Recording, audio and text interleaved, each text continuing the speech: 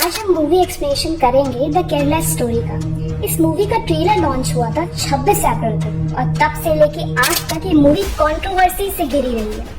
Director और actors पे cases और ट्विटर पे इसे बैन करने के लिए हैशटैग्स ट्रेंडिंग पे चल रहे थे।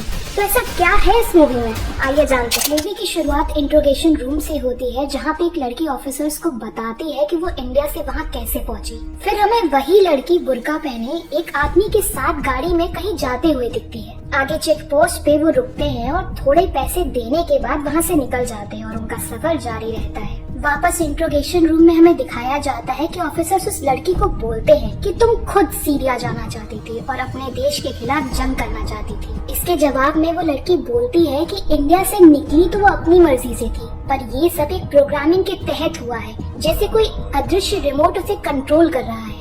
वो अकेली इसका शिकार नहीं बनी, बल्कि हजारों लड़कियों के साथ ऐसा हुआ है। वहीं दूसरी तरफ उनका सफर रुकता है अफगानिस्तान के हिंदू कुश माउंटेन रेंज के एक गांव में। वहां पहुंच के वो दोनों किसी के घर में रुकते हैं और वो उस घर की औरतों से बात करके अपने घर को याद करने लगती है। Kerala, heaven on earth. Shalini 2 साल पहले केरला में थी अपने परिवार के साथ। उसकी माँ और दादी। वो अपने कॉलेज के लिए अपने घर से दूर जाने वाली है और उसकी माँ और दादी उसकी फिक्र कर रही हैं, पर उतनी ही सपोर्टिव भी है। फिर उनके कुछ happy moments as a family दिखाए जाते हैं। फाइनली वो अपने कॉलेज पहुंचती है जिसकी बाहरी दीवारों पे एंटी इंडिया स्लोगन्स और पेंटिंग्स बनी हुई थी। वो अपनी रूममेट से मिलती है। पहली निमा जो कि एक क्रिश्चियन है, दूसरी गीतांजलि जो कि एक हिंदू है और तीसरी आसिफा जो कि एक मुस्लिम है। ये सब फिर एक कॉलेज प्रोग्राम अटेंड करते हैं जहाँ पे कोई अननोन पर्सन आसिफा को छोड़ के बाकी तीनों की पिक्स ले रहा था और बाद में वो वही फोटोज किसी दूसरे आदमी को दिखाता है। इंट्रोगेशन रूम में उसे ऑफिसर से पता चलता है कि शालिनी नाम की लड़की एग्जिस्ट ही नहीं करती। उससे पूछा जाता है कि उसने आईसिस कब ज्वाइन किया और बदले में वो बताती है कि उसने आईसिस क्यों और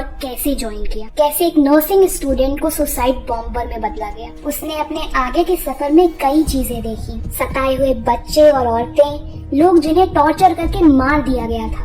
वो फिर पहुंचते हैं आईसिस के हाइड आउट शाहबाद, जहाँ पे वो इशाक से बोलती है कि वो अपनी माँ को कॉल करना चाहती है, पर वो मना कर देता है ये कह के कि उनका कॉल ट्रेस हो जाएगा। उनके साथ आया आदमी उनको वहीं छोड़ के चला जाता है। उन्हें एक गंदा कमरा मिलता है और दोनों साफ सफाई में लग जाते हैं। बाद में इशाक उसके साथ इंटीमेट होने की कोशिश करता है, पर वो मना कर देती है क्योंकि वो प्रेग्नेंट है। वो उससे बोलती है कि इस्लाम जबरदस्ती अलाउ नहीं करता, पर वो नहीं मानता और जबरदस्ती उसके साथ इंटीमेट हो। कहानी वापस कॉलेज डेज में जाती है जहाँ पे चारों लोग डिनर के लिए बाहर जाने वाले हैं। आसिफा किसी से फोन पे बात करती है और उन्हें अच्छे से बिहेव करने को बोलती है। फिर वो लड़कियों से कहती है कि उसे बीच पे किसी काम से जाना है और उसके कजिन्स नीचे वेट कर रहे हैं, तो वो पहले बीच पे एंजॉय कर ले, फिर डिनर पे चलेंगे। आसिफा के कजिन्स रमीज जो कि MBBS कर रहा है और अब्दुल जो कि एक बिजनेसमैन है। रमीज बहुत अच्छे से बात करता है कि कैसे वो फॉरेन में जाके ज्यादा पैसे कमाना चाहता है ताकि वो ज्यादा से ज्यादा लोगों की हेल्प कर सके, और ये बात शालिनी को बहुत इम्प्रेस करती है। वो सब बीच पे जाके एंजॉय करती हैं। लड़कियां डिनर पे जाती हैं, पर लड़के बाद में आने का कह के चले जाते हैं। डिनर करने से पहले आसिफा और निमा प्रे करती हैं और एक डिस्कशन होता है जिसमें आखिरी में आसिफा बोलती है कि बिना प्रे करे खाना खाना पाप होता है, और तभी लड़के आ जाते हैं और वो सब डिनर एंजॉय करते हैं। वापस जाते वक्त उन चारों में हेवन और हेल को लेकर के बातें होने लगती हैं। आसिफा बोलती है कि पाप करने वालों को दोज़ख की आग में जलना पड़ता है और वो आग इस धरती की आग से 70 गुना ज्यादा गर्म होती है। उसके हिसाब से जो भी इस्लाम में बिलीव नहीं करता उसको दोज़ख की आग में जला दिया जाता है, और क्योंकि वो सब नॉन बिलीवर है तो अब अल्लाह ही उन्हें बचा सकता है। फिर ईद के टाइम पे वो सब आसिफा के घर पे जाते हैं जहाँ पे आसिफा के घर वाले बहुत ही काइंड और हॉस्पिटेबल थे। वहाँ पे रमीज और शालिनी के बीच में नजदीकियाँ बढ़ती हैं और गीतांजलि और अब्दुल भी करीब आते हैं। कहानी अफगानिस्तान की तरफ आती है जहाँ इशाक ट्रेनिंग के लिए जाता है और शालिनी बुर्का पहन के घर से बाहर जाती है। वो रोड पे एक औरत को मरते हुए देख के डर जाती है। उन लोगों ने उसे गोली इसलिए मारी क्योंकि वो अकेली बाहर आई। फिर वो कुछ लोगों को इकट्ठा हुए देखती है और वहाँ पे एक औरत का हाथ काटा जाता है और एक आदमी का सर। ये देख के वो बेहोश हो जाती है और पता चलता है कि उस औरत और उसके पति को ये सजा मिली क्योंकि उस औरत ने लिपस्टिक लगाई और उसके पति ने उसे ऐसा करने दिया। वो एक औरत शाजिया के साथ घर की तरफ आती है जो कि सजा देने वाले की बीवी है, इसलिए वो अकेले घूम सकती है। कहानी वापस आसिफा पे जाती है। वो दो आदमियों से मिलने आई थी और वहाँ रमीज, अब्दुल और दो और आदमी थे। फिर उन्हें एक वीडियो दिखाया जाता है जिसमें किसी तरह के ड्रग्स इन्फेटामीन के बारे में बात हो रही थी जो उन्हें भूख, प्यास और नींद से बचाएगा। फिर वहाँ बैठा एक आदमी उन लड़कियों को वो दवा देने को बोलता है, उन्हें आइसोलेट करके उनसे फिजिकल रिलेशंस बनाना और उन्हें प्रेग्नेंट करने को बोलता है। दूसरा आदमी उन्हें पैसे दे करके जल्दी से जल्दी काम खत्म करने को बोलता है। अगले दिन गीतांजलि, नीमा और शार्ली मॉल में जाते ही आसिफा फोन पे किसी को तैयार रहने को कहती है। मॉल में कुछ आदमी उन तीनों का पीछा करते हैं और एक आदमी गीतांजलि को गलत तरह से टच करता है जिसकी वजह से उन सब में झगड़ा हो जाता है। वो सारे आदमी उन तीनों को मारते हैं और सबके सामने उनके कपड़े फाड़ देते हैं, पर कोई भी उनकी हेल्प नहीं करता।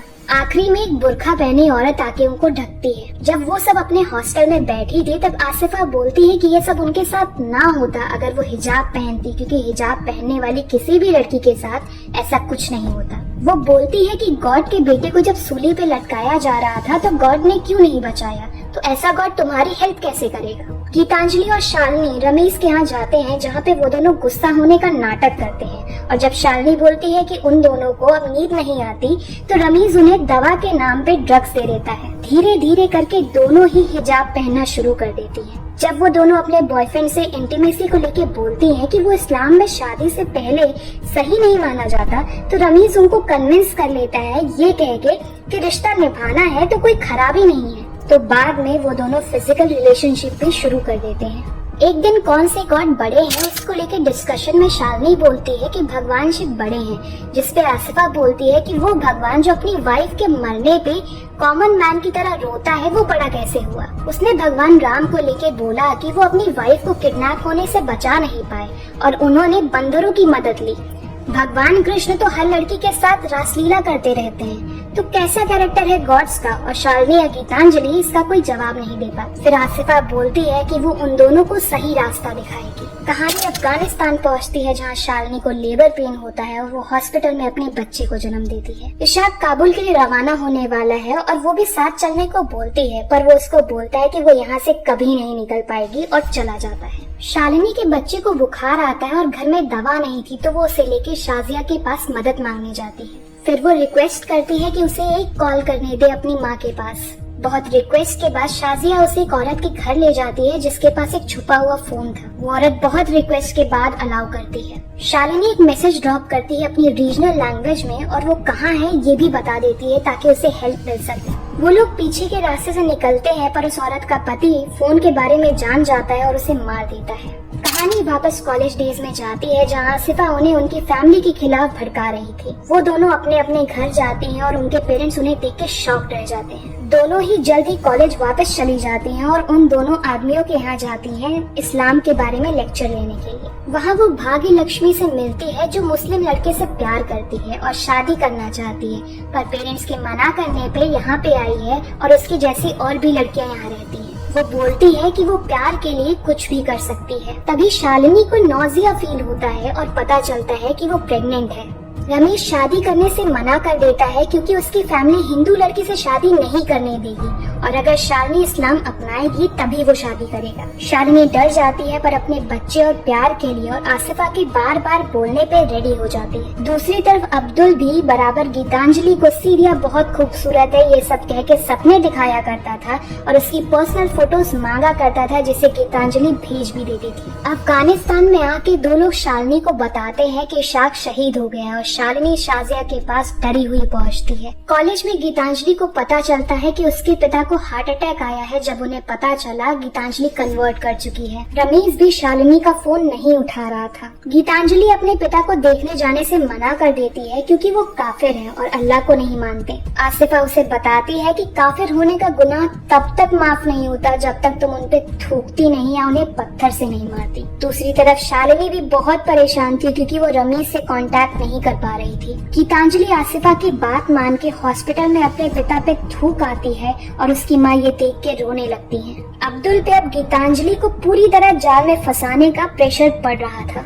अब्दुल गीतांजलि को कॉल करके सीरिया चलने को बोलता है ताकि वो इस्लाम का परचम साथ में बुलंद कर सके, पर गीतांजलि मना कर देती है। दोनों में बहस होती है और अब्दुल गीतांजलि को बर्बाद कर देने की धमकी देता है और बदले में गीतांजलि उसकी इम्पोर्टेंसी की बात लाती है और बोलती है कि उसे पहले ही रियलाइज हो जाना चाहिए था कि ये सब इन लोगों का एक ट्रैप है। अब्दुल को गुस्सा आता है और वो गीतांजलि की फोटोज को फैलाने की धमकी देता है। दूसरी तरफ शालिनी को ये आदमी बताता है कि रमीज अपने परिवार के साथ मालदीव्स भाग गया है और अगर उसे अपने बच्चे को जायज औलाद का दर्जा देना है तो वो इशाक नाम के आदमी से निकाह कर ले। ये सब होते हुए रमीज देख रहा था और मुस्कुरा रहा था। अपने बच्चे का सोच के शालिनी को हाँ करना पड़ता है। वहीं दूसरी तरफ गीतांजलि अपने घर वापस चली जाती है और वापस उस जगह ना जाने का बोलती है। शालिनी इशाक से निकाह कर लेती है। उसकी माँ उसे ढूंढते हुए आती है और उसको शादीशुदा देख के शॉक रह जाती है, पर वो तब भी बोलती है कि वो उसको और उसकी शादी दोनों को अपनाने को तैयार है, बस उन्हें अपनी बेटी वापस चाहिए। शालिनी कोई रिस्पॉन्स नहीं करती और अंदर चली जाती है और उसकी माँ को आसिफ अब बाहर छोड़ देती है। शालिनी की माँ गीतांजलि को कॉल करती है जो उन्हें बताती है कि शालिनी प्रेग्नेंट है और वो सुन के उन्हें धक्का सा लगता है। शाम को गीतांजलि फोन में न्यूज देख रही थी जिसमें किसी लड़की की प्राइवेट पिक्स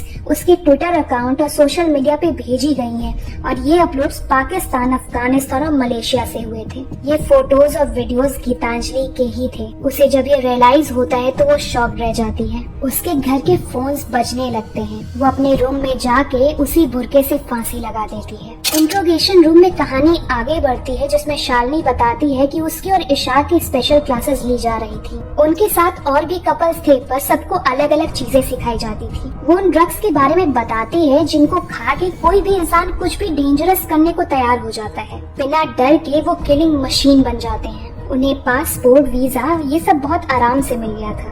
उन्हें बहुत पैसे भी मिले थे। जो डॉक्यूमेंट्स मिले थे उन्हें याद करना था और मैप्स को भी। माँ से मिलने दिया ये बोलते हुए कि कोलंबो हनीमून पे जा रही, नहीं तो अचानक से गायब हुई तो माँ पुलिस में कंप्लेन कर देगी। कोलंबो में शालिनी को निमा का कॉल आता है जो उसे बताती है कि ये सब कुछ आसिफा, रमीज और अब्दुल ने मिलके किया है। यही उन सब का धंधा है। जिस आदमी से मिलने के लिए शालिनी ने उसको कहा था, उस आदमी ने जब ये देखा कि वो नहीं मानेगी तो उसके ड्रिंक में ड्रग्स मिला के उसके साथ बेहोशी में इंटीमेट हुआ।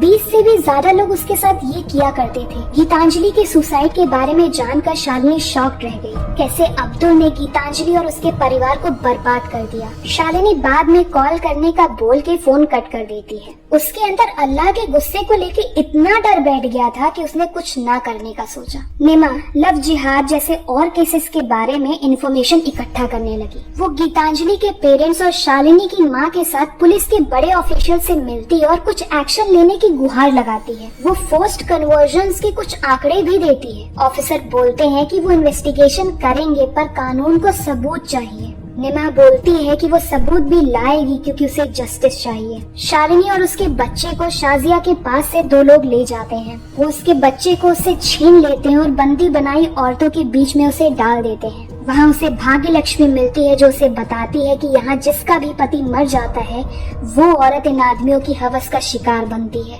या तो अपने शरीर से बॉम्ब लगा के मर जाओ या अपनी आत्मा को रोज मरवाओ। एक आदमी आके शालिनी को ले जाता है और फिर कई आदमी उसके साथ जबरदस्ती करते हैं। वो अंदर से पूरी तरह से टूट जाती है। उन औरतों को दूसरी जगह ले जाके बंद किया जाता है। शालिनी अपनी मैप की नॉलेज की मदद से रियलाइज करती है कि वो लोग इरबिद जा रहे हैं जो कि सीरिया और टर्की के बॉर्डर के नजदीक है और वो यूएस और यूएन के फोर्सेस के अंडर में है। शालिनी, भाग्य लक्ष्मी और एक और औरत वहाँ से बहुत बच के भाग निकलती हैं। काफी देर बाद वो रेगिस्तान की तरफ पहुँचती हैं और वो आदमी भी उनके पीछे ही आ रहे थे। तीसरी औरत को गोली लग जाती है और थोड़ी देर में भाग्य लक्ष्मी को भी गोली लग जाती है। शालिनी किसी तरह बच जाती है। वो आदमी गुस्से में वापस चले जाते हैं। शालिनी बेहोश हो जाती है और 17 घंटे बाद एक ड्रोन उसे स्पॉट कर लेता है। शालिनी बोलती है कि उसने अब सब बता दिया है और अगर वो लोग उसे इंडिया ले जाएंगे तो वो सबको एक्सपोज भी कर देगी। ऑफिसर्स बोलते हैं कि वो उसकी हेल्प नहीं कर पाएंगे क्योंकि उनके पास उसके फेवर में कोई सबूत नहीं है, पर वो यहाँ की प्रिजन फैसिलिटी में सुकून से रह सकती है क्योंकि उसने उन लोगों को काफी इन्फॉर्मेशन दी है। वो अपनी माँ को कॉल करती है और बोलती है कि वो वापस आने की पूरी कोशिश कर रही है। फिर वो प्रिजन फैसिलिटी में चली जाती है और वहाँ वो फाइनली अपना बुर्का जलते हुए देखती है क्योंकि अब वो फातिमा नहीं शालिनी है,